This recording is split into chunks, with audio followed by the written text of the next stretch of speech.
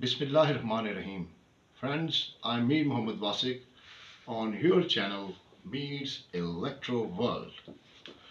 Fellas, today we are going to see in very simple way so that everybody can understand, even belong to a scientific background or not, about very important and the mysterious phenomena happening in our daily lives. We call it gravity.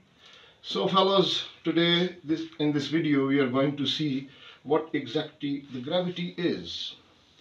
Normally, I'm going to show you, normally things are moving because we are exerting the force like this, right? But what exactly this thing is, that's what we are going to understand in this video. To understand the gravity, we go back into the history where Sir Isaac Newton proposed his ideas about a universal gravitational law, in which he said that force that is attracting an apple from a tree towards the ground, right? That's the same force that is basically attracting this moon towards the earth.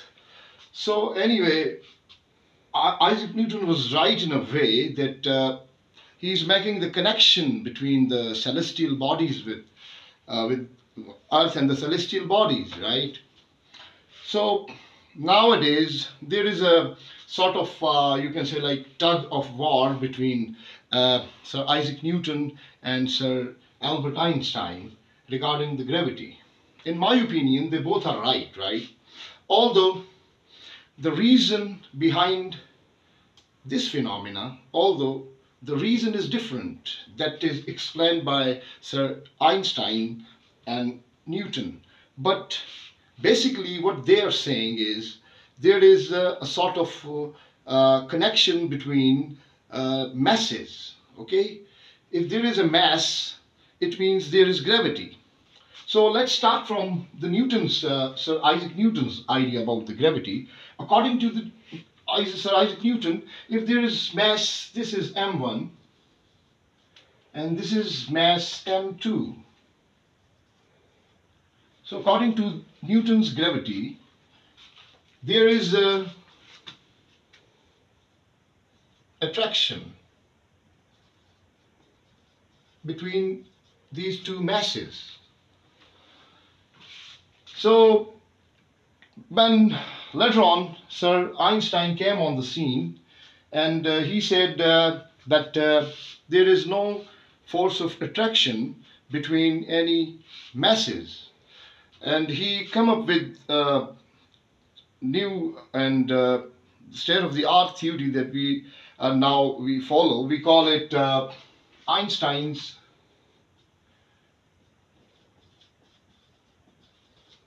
general theory of relativity.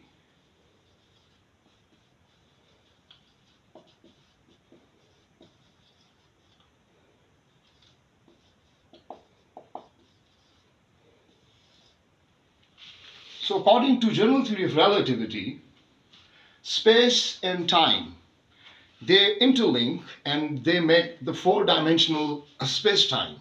So that's why Sir Einstein was saying it space-time. So according to general theory of relativity, if there is no mass in this four-dimensional space containing the three axes of the space and the fourth dimension of time, if there is no mass, just imagine there is no mass in space, then general theory of relativity is saying us that the space is straight. It's straight. Now we are introducing a mass. Now here I am introducing a mass. This is a mass. Okay, this is a mass. I'm introducing a mass in this 3D, you can say like space. Now what happens is, according to Einstein's general theory of relativity, this mass is basically warping this space, right? In this way, like this. So the space is now colored around this object, and from this direction, force is exerting Like if I'm sitting on this chair, what I'm feeling is, I'm feeling myself, something is pushing me. Something is pushing me towards the ground. Now, according to Sir Einstein, there is a force of attraction between Earth and me.